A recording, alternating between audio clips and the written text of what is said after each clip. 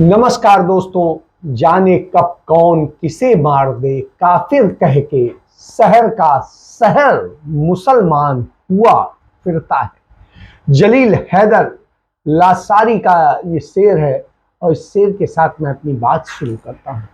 आज एक बहुत बड़ी चीज, एक दुनिया के एक बहुत बड़े लेखक हैं जिन्होंने सैटेनिक वर्सेस लिखी थी, वो सलमान रुश्दी साहब। उन पर आज न्यूयॉर्क में एक वो कार्यक्रम में हिस्सा ले रहे थे, उनका इंटरव्यू प्रोग्राम चल रहा था।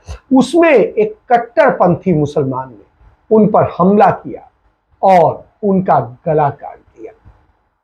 आप समझ सकते हैं कि एक बुद्धिजीवी, एक विचारक जो निश्चित रूप से जो सही है उसको लिखता है, भले ही वो किसी धर्म के खिलाफ हो, किसी जात के खिलाफ हो, किसी बात के खिलाफ, लेकिन जो सच है वो सच है और सच लिखता है तो उसे लोग मार देते हैं।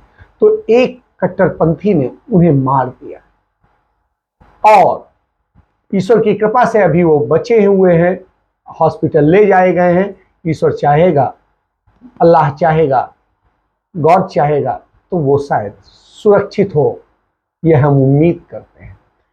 और इस उम्मीद के साथ जब हम बात शुरू करते हैं तो आपको बताते हैं कि किस तरह से कट्टरपंथी लोग होते हैं। एक घटना और बताता हूं। नरसिम्हानंद गिरी हैं, एक स्वयंभू अपने आप को बड़ा संत बताते हैं, हम पता नहीं क्या क्या बताते हैं, महंत है। तो वो जो है गाजियाबाद में होते हैं और उन्होंने कहा कि एक बहुत बड़ा अभियान इस देश में चल रहा है तिरंगे के नाम पर, और वो भारत की सत्तारूढ़ पार्टी चलवा रही है। और इस तिरंगे का जो सबसे बड़ा ऑर्डर दिया गया है वो एक बंगाल की कंपनी है जिसका मालिक है सलाउद्दीन नाम का एक मुसलमान, उसको ये ऑर्डर दिया गया है। दुनिया के सबसे बड़े पाखंडी अगर कोई है तो वो हिंदू है। स्वामी जी, दुनिया के सबसे बड़े पाखंडी है तो हिंदू है। हिंदुओं के दलाल जो बात करते हैं वो मुसलमानों के आर्थिक बहिष्कार की बात करते हैं। नेता या संतों की बात नहीं कर रहा मैं, जो हिंदुओं के दलाल है, चिल्ला चिल्ला कर कहते हैं कि हिंदू समाज को मुसलमानों का आर्थिक बहिष्कार करना चाहिए। और जब इनकी सरकार बन जाती है तो सरकारी ठेके भी मुसलमानों को देते हैं। तिरंगे का बहिष्कार करो। और उन्होंने कहा तिरंगे का बहिष्कार क्यों करो? क्योंकि यह हिंदुओं को बर्बाद कर रहा है। इसे भगवा ध्वज लगाओ, तिरंगा मत लगाओ, क्योंकि तिरंगा जो है मुसलमानों और दूसरों सबका इसमें योगदान है और इसलिए ऐसा नहीं कहा। दासना देवी मंदिर के पीठाधीश्वर हैं और इनकी ये स्थिति है क्योंकि ये जिस तरह की बात करते हैं वो निश्चित रूप से एक चिंताजनक है। वो उनका मुसलमानों का आर्थिक बहिष्कार करो, मुसलमानों को, उन्होंने जाने क्या क्या कहा, मतलब उतने शब्द कहना ही मुझे लगता है मेरे उसमें आते हैं जेहन में तो मुझे तकलीफ होती है। तो ये कट्टरपंथी लोग होते हैं। ऐसे ही लोग, इनका पूरा नाम है अनिल यादव और ये अपना इन्होंने नाम बदल करके नरसिम्हानंद रख लिया है और ये इसी तरह की बातें करते हैं। लेकिन पुलिस इन पर कोई कार्रवाई नहीं करती है, कुछ नहीं करती है। और ये एक पहला मसला नहीं है, इसके पहले भी तमाम बार वो कर चुके हैं, लेकिन कोई सुनने वाला नहीं। उन्होंने कहा इन नेताओं को सबक सिखाओ, ये तुम्हारे पैसों से मुसलमानों को अमीर बना रहे हैं, तुम्हारे बच्चों की हत्या का इंतजाम कर रहे हैं। मुसलमान के पास जब हिंदू का पैसा जाता है तो वो जिहाद के लिए जकात देता है और वही जकात तुम्हें, तुम्हारे बच्चों को कत्ल करता है। तो शर्म आती है। ये हिंदू हैं आप और सारी चीजें हैं, समझदार हैं, तो कृपया आप एक कष्ट करिए। भारत सरकार का नेशनल क्राइम रिकॉर्ड ब्यूरो है, उसके आंकड़े देख लीजिए। इस देश के अंदर सबसे ज्यादा कत्ल हिंदुओं का हिंदू करते हैं। 98% कत्ल हिंदू करते हैं, मुसलमान नहीं करते। मुसलमान 1% भी कत्ल नहीं करते हैं हिंदुओं का। ये सबसे बड़ा सत्य है। तो इस बात को आपको समझना पड़ेगा। ये आप किस तरह से प्रचारित करते हैं और क्या करते हैं, नफरत का खेल खेलते हैं। और जब ये नफरत का खेल सकते हैं तो निश्चित हो सकता है। नरेंद्र मोदी ने तिरंगा यात्रा के नाम का एक शुरुआत करी और कहा कि हम 75वीं वर्षगांठ पर राष्ट्र की आजादी की हम इसको मनाएंगे। लेकिन यह तिरंगा यात्रा असल में तिरंगा का अपमान करने वाली अधिक हो गई है। नेशनल फ्लैग कोड बना हुआ है हमारे देश में और उसमें डिफाइन है कि किस तरह का झंडा होगा, कितना बड़ा होगा, कितना केसरिया होगा, कितना सफेद होगा और कितना जो है हरा होगा। उसमें किस जगह पर अशोक चक्र लगेगा और कैसे उसे फहराया जाएगा, किस दिशा में फहराया जाएगा, सब कुछ डिफाइन किया। लेकिन आज क्या हो रहा है, एक तो पहले छूट दी गई कि उसे पॉलिस्टर का बनाने की परमिशन दे दी गई, चलिए ये भी हम बर्दाश्त कर लेते। फिर उसका ठेका चीन को दे दिया गया, चलिए हम वो भी बर्दाश्त कर लेते। लेकिन आज हमने देखा आनंद महिंद्रा, जो महिंद्रा एंड महिंद्रा कंपनी के मालिक हैं, उन्होंने जो झंडा डाक विभाग की महानिदेशक को सौंपा, वो झंडा बिल्कुल गलत था, पूरी परिभाषा से गलत था। एक का अनुपात अलग था, एक का दूसरा था। कम से कम उनकी हैसियत थी कि वो वास्तविक झंडा खरीद सकते थे, लेकिन उन्होंने वो भी नहीं किया। तो आप इन बातों से समझ सकते हैं। और ये अपमान इस तरह से नहीं हो रहा है, तमाम तरह से हो रहा है। आजादी के आंदोलन से लेकर स्वराज मिलने तक कभी भी इन लोगों ने तिरंगे को अपनाया नहीं था। इसको फहराने से इन्हें चिढ़ थी। आज इन्होंने इसको उतारा है इस तरह से अपमानित करा के। और अन्ना हजारे जैसे गैंग जब आए थे और अनशन और जाने क्या क्या करके और क्या बातें कर रहे थे, वो गैंग जो था, उस गैंग की स्थिति ये थी, तब तिरंगा फहराया गया और उसको फहरा करके तिरंगे के वेश में देश के लोगों की आत्मा को जगा करके लड़ाई शुरू की गई। तो यही एक होता था, आप समझिए। और आपको याद होगा कि जब अंग्रेजों भारत छोड़ो आंदोलन शुरू हुआ, तो उस आंदोलन में 5 साल में एक बार भी यह लोग कभी नहीं आए थे। हिंदू महासभा थी, तमाम रियासतें थी, तमाम सारे कम्युनिस्ट थे और बहुत सारे लोग थे। कहां थे ये, इनकी क्या भूमिका थी, इसको देखने वाला है। हिंदू महासभा और मुस्लिम लीग मिल करके सरकारें चला रहे थे और श्यामा प्रसाद मुखर्जी डिप्टी सीएम और वित्त मंत्री के पद पर बैठे हुए थे, जहां उनके मुख्यमंत्री जो थे वो मुसलमान थे और कट्टर मुसलमान थे। और वहीं सबसे ज्यादा हिंदुओं की हत्याएं की गई। तो यह स्थिति है। इसके बाद में झूठ का प्रचारित किया जाता है और जिस तरह प्रचारित किया जाता है वो हमारे लिए दुखद है। और इस दुखद स्थिति को देखिए तो श्यामा प्रसाद मुखर्जी ने उस समय अंग्रेजों को जो चिट्ठी लिखी थी उसमें लिखा था कि किस तरीके से कांग्रेस से निपटा जाए और इनके आंदोलन को, जो भारत छोड़ो आंदोलन किया जा रहा है, इसको कैसे खत्म किया जाए, इन सब चीजों को लेकर चिट्ठी लिखी थी। आज वही लोग तिरंगे की बात कर रहे हैं जो तिरंगे को अपमानित करते थे। इसलिए मैं इसकी बात कर रहा हूं। इसकी बात कर रहा हूं कि इस धर्मांधता की स्थिति में यदि आप जाएंगे तो आप देखेंगे कि क्या स्थिति है। आज सवाल नहीं लोग जुटा पा रहे हैं। पूछिए एक सवाल क्या है, कहां है रोजगार, कहां है वो 2 करोड़ लोगों को हर साल जो है आप रोजगार देने की बात कहते थे, कहां है आपके बात। लेकिन आप उस समय बात किसकी कर रहे हैं, रेवड़ी की कर रहे हैं, मुफ्त की रेवड़ी। तो साहब उस पोजीशन पे तो आपने पहुंचाया है कि लोग भिखारी बन के खड़े रहे। जब गरीबी पर बात होनी चाहिए, बेरोजगारी पर बात होनी चाहिए, भूख पर बात होनी चाहिए, तो चांद सितारों की आप बात करते हैं। अतीत को के गौरव को हमें याद दिलाते हैं जो हमारा है, आपका नहीं है। परंपरा, प्रतिष्ठा और अनुशासन की आप दुहाई देते हैं जो कि आप कभी नहीं मानते रहे, और उन्हें चांद सितारों, अतीत के गौरव आदि से न आपको प्रेम था, न आपको है और न कभी होगा। आपको तो भूख है सिर्फ और सिर्फ सत्ता की, और सत्ता के लिए आप ये करते हैं। इसके लिए एक तरफ कहते हैं कि कट्टरपंथी बन जाओ, दूसरी तरफ कुछ और कहते हैं। आपको एक और चीज बता, 700 जो है 700 करोड़ से अधिक का, मतलब जिसे कहेंगे करीब करीब वो 790 करोड़ के आसपास का बना था, रोड बनी थी शिमला और चंडीगढ़ हाईवे। और उस हाईवे में जो एनएच बना था उसमें आज पहली बारिश हुई, और पहली बारिश में ही क्या होता है कि वो टूटकर छलनी हो जाता है। सोलन जिले में एनएचई की 4 लेन सड़क पूरी टूट गई, धसक गई, जिसको लेके तमाम दावे किए जा रहे थे कि कितनी महान सड़क बनी है। ये डबल इंजन की वहां सरकार है। तो साहब, ये वही भ्रष्टाचार है जो आपके जमाने में हुआ है। नितिन गडकरी जिसके विभागीय मंत्री भी, तो यह बात भी समझ में।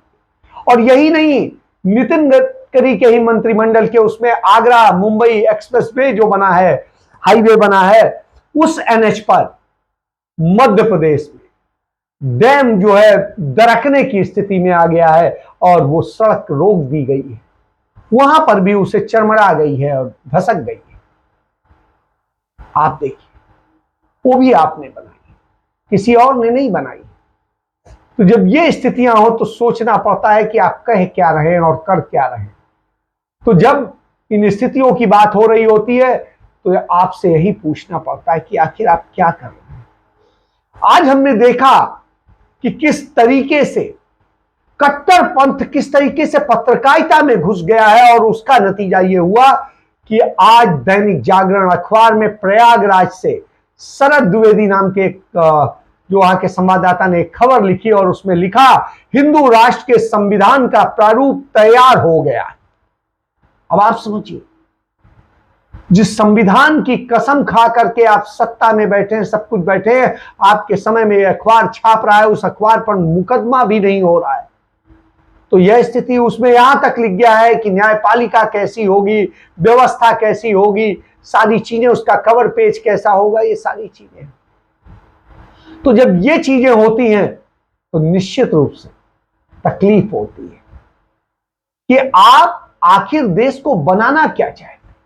देश तमाम समस्याओं से जूझ रहा है, महंगाई, बेरोजगारी, भूखमरी, गरीबी, आय कम हो जाना, जो जिस तरीके से बच्चों की सुरक्षा है, पढ़ाई है, शिक्षा है, सब बर्बाद हो जाना।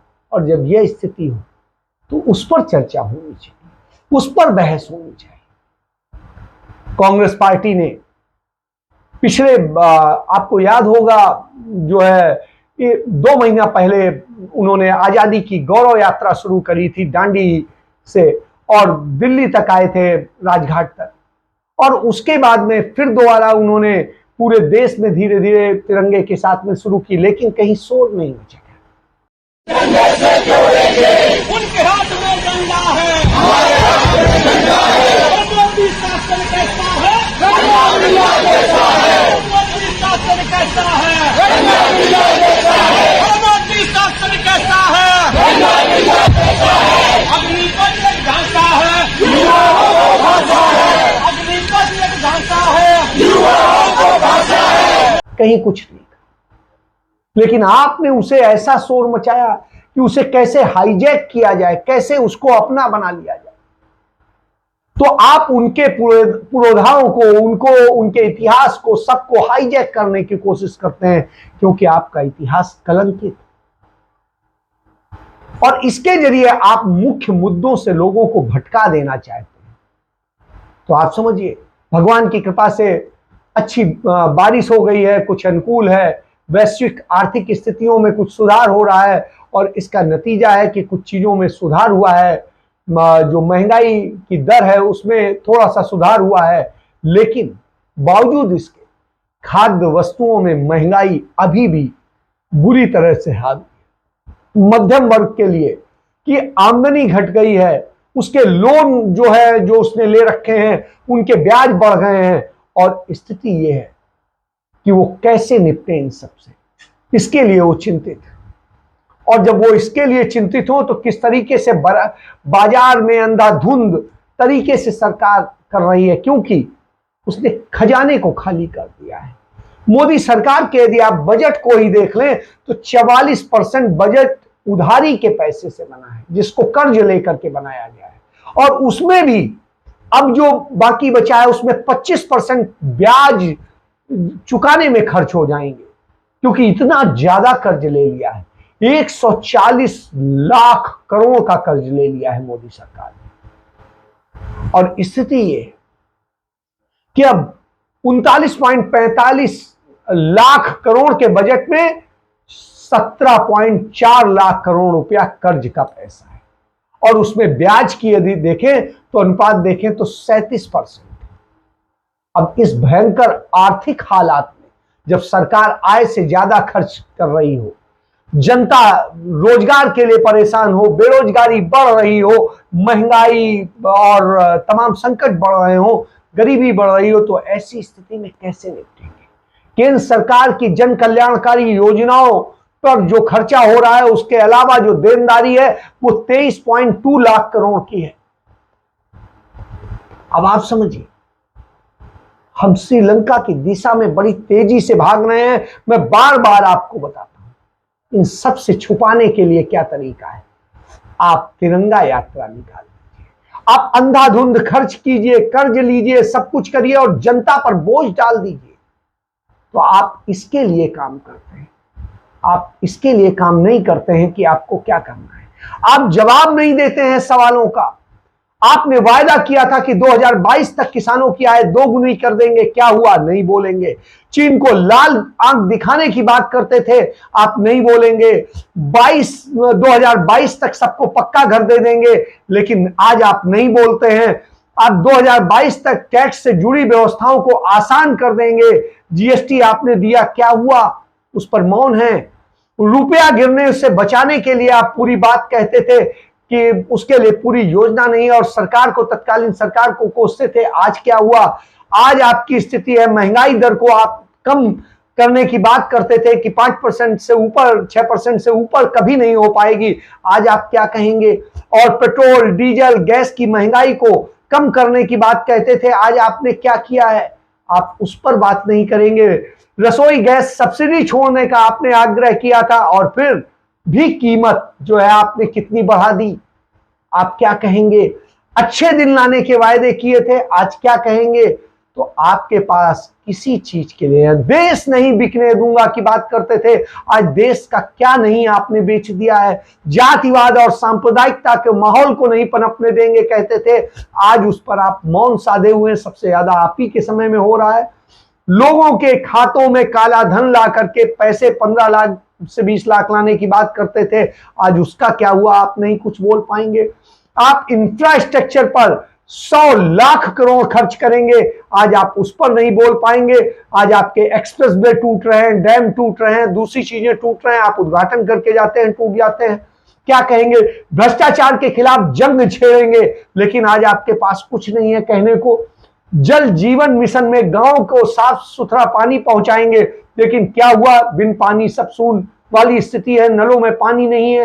हवाई चप्पल वालों को हवाई जहाज की यात्रा करने की बात कहते थे, आज क्या स्थिति है? सबके सामने है। तो आप सिर्फ झूठ बोलते थे।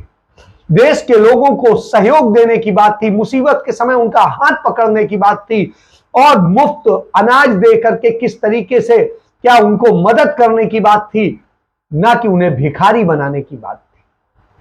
तो आप तो भिखारी बनाते हैं, तो झूठ की गठरी बांधकर आप चलते हैं, और इस तरह से चलते हैं। युवाओं में स्किल डेवलपमेंट करके उन्हें रोजगार के अधिकतम अवसर प्रदान कराएंगे, लेकिन आप क्या करेंगे? 35 साल की भयावह बेरोजगारी आज आ गई है। रेलवे का भला करने की बात कहते थे, आज रेलवे बिक रहा है। देश की रक्षा में लगी सेना को मजबूत करने की बात कहते थे, आज वो बिक रही है। तो जब यह स्थिति हो तब फिर क्या कहेंगे? 24 घंटे बिजली देने की बात कहते थे 2022 तक, आपने देखिए क्या कर दिया। तो 5 ट्रिलियन इकोनॉमी की आप बात कर रहे थे, आज क्या हो गया? डूबती अर्थव्यवस्था हो गई है। 9 महीने में देश का भाग्य बदलने की बात कहते थे, आज आप कहां आ गए हैं? तो जब इस स्थिति में आ गए हो तो आप तिरंगा यात्रा और दूसरी यात्राएं निकाल करके जो बातें बोलेंगे उससे नहीं हो। जरूरत इसकी है कि आप सच में काम करते, लेकिन वो आप कर नहीं सकते। क्योंकि आपके बस का नहीं। आप तो नफरत वालों को समर्थन करते हैं और उसी नफरत के कारण हमने एक बड़ा अपना लेखक जो है घायल अवस्था में छोड़ दिया है और हमारे देश के लोगों पर हमला हो रहा है। सोचिए, समझिए, जो हो रहा है हम सबके लिए घातक है। इसके साथ मैं चर्चा समाप्त करता हूं। जय हिंद, जय भारत, वंदे मातरम।